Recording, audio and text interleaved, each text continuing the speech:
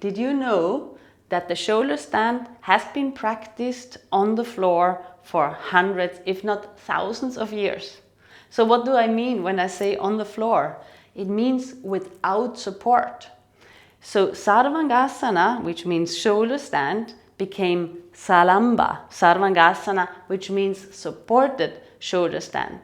And that's what we are looking at today. It was BKS Iyengar, which about in the 50s started to realize that there's so much neck problems that we need to lift the shoulders off the floor in order to make this pose safe.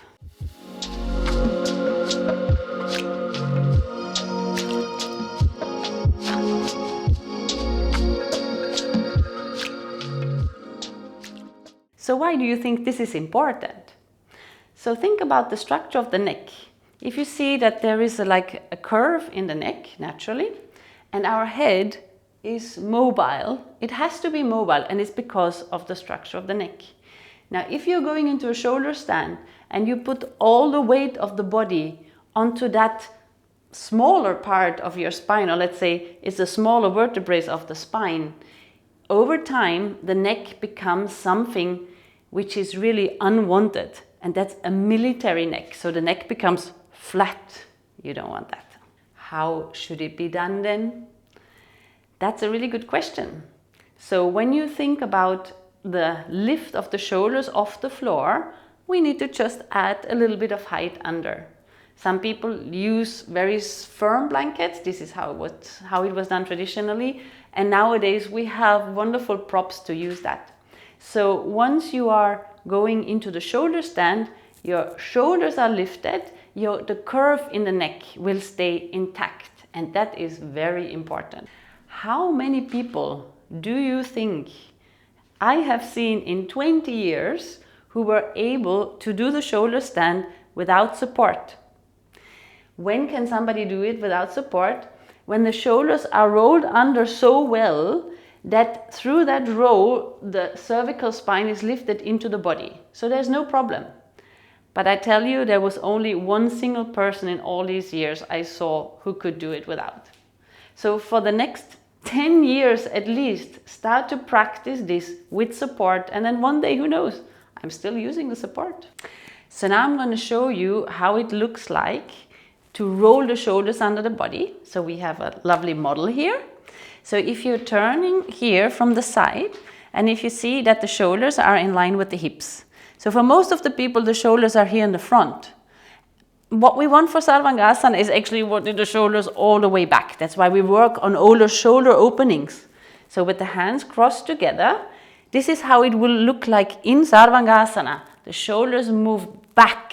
And so if you would look from the front, if we turn this way, the shoulders would almost disappear if they are very, very open. But like for all of us, 99.9%, they do not disappear.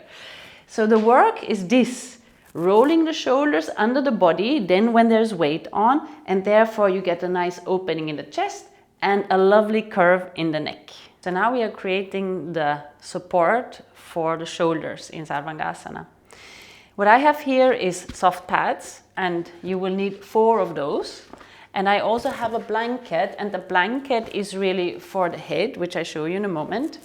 If you don't have those, then you can use at least 2 or 3 firm blankets. It's very important that they're firm. Or you could use books, just like this, like Lexica, 4 of those, which are the same size. So now we're going to fold the mat in triple. That means there's 3 fold with 1 on top and here another one on the bottom. I open this up and then I place those pads inside the mat, because you want to be on your mat when you do the pose. And you want to be actually also on top of your mat, not on what's usually on the floor. So now we see that the edges are correct, the edge with the lower edge, and then we place this onto the wall.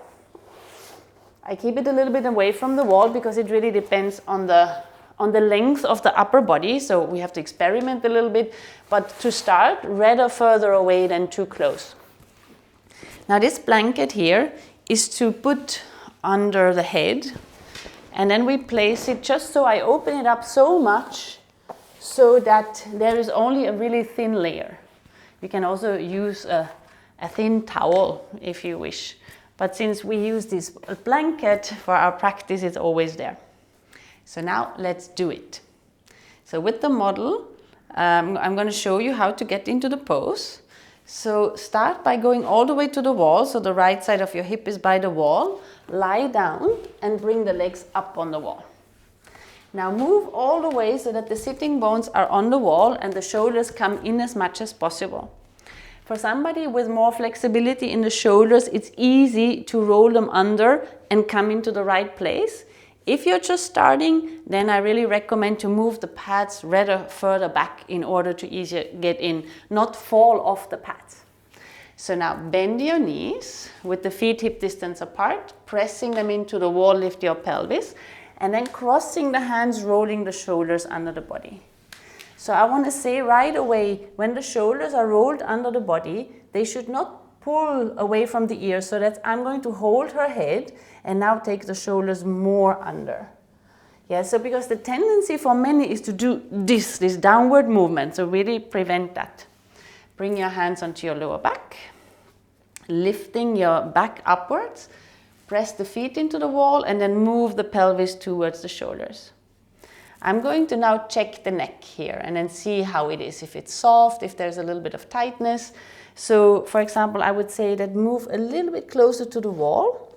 Yes, take the head with you and then keep avoiding the movement of the head. So don't move the head.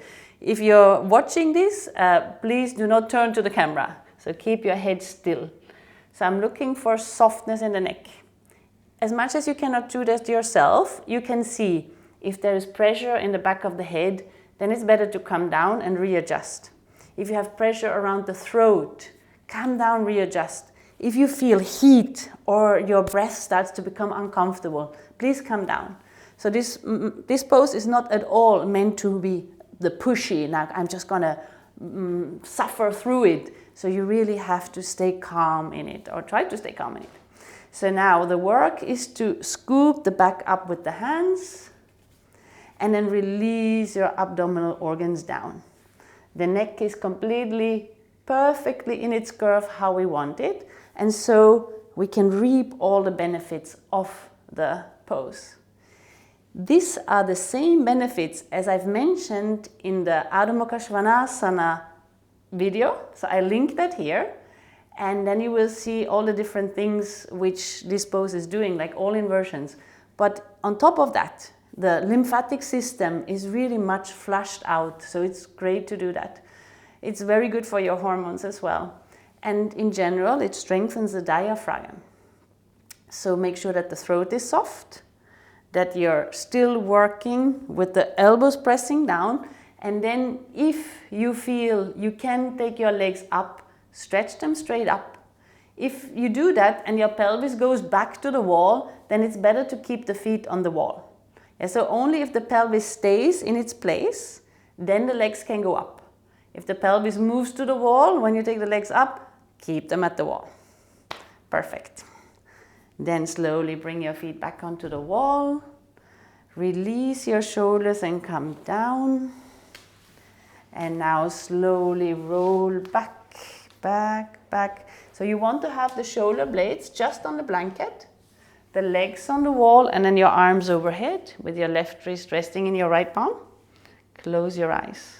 So this is a really good moment to connect to how does it feel to come from an inversion into back to normal.